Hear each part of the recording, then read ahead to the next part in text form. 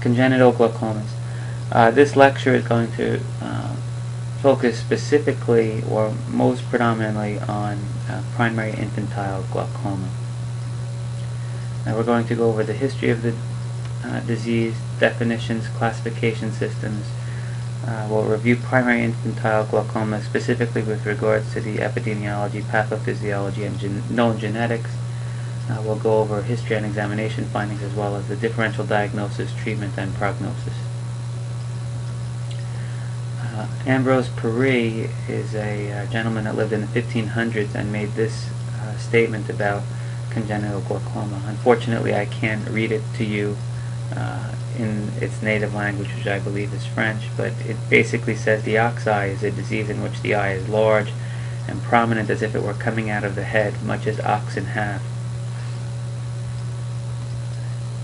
With regards to congenital glaucoma, there's been a long association or knowledge about the congenital enlargement of the globe. Early in history, hundreds of years BC, there was this association of congenital enlargement of the globe, or knowledge about the congenital enlargement of the globe. However, there was no knowledge about the causes or separate causes of this, such as glaucoma. They grouped everything into one problem. But Celsus, Galen, and Hippocrates all made note of congenital enlargement. It wasn't until the 1700s and 1800s that the association of increased intraocular pressure and enlargement of the globe was made. And some of these associations were made by Berger, Mackenzie, and St. Ives. St. Ives actually listed aqueous humor formation as one of the causes for globe enlargement in the 1700s. However, it wasn't really until the late 1800s that the formal association of congenital glaucoma, intraocular pressure, and its clinical findings were more known.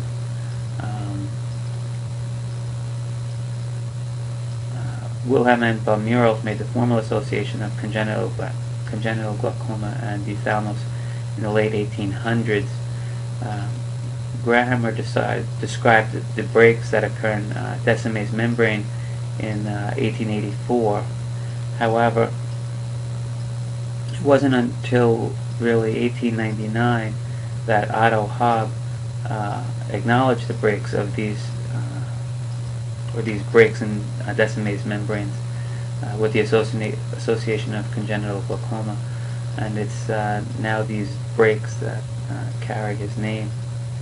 And then very late in 1800s and early 1900s, they had pathological studies that confirmed or found abnormalities in congenital glaucoma in the anterior chamber angle. So, what is congenital glaucoma?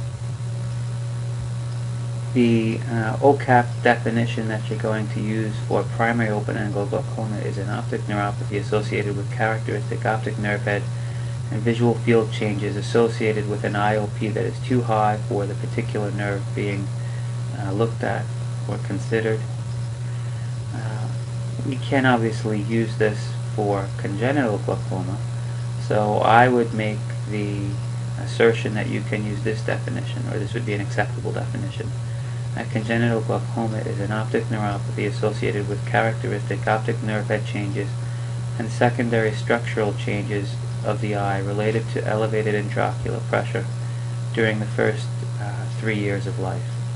And again, this is my definition, so I would be very careful on how you use it, but I do think it's a fairly accurate definition. There are a few different classification systems for glaucoma. Two major systems include the Schaefer and Weiss syndrome classification system, which is based on syndrome names and associated glaucomas.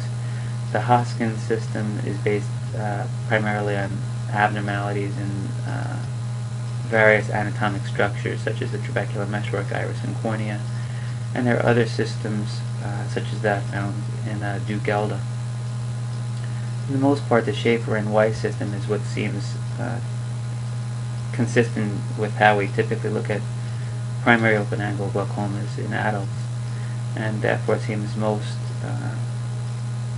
intuitive to me. And we basically break it down into primary congenital glaucoma or primary infantile glaucoma, and then secondary congenital glaucomas, which are noted to occur with some other type of abnormality.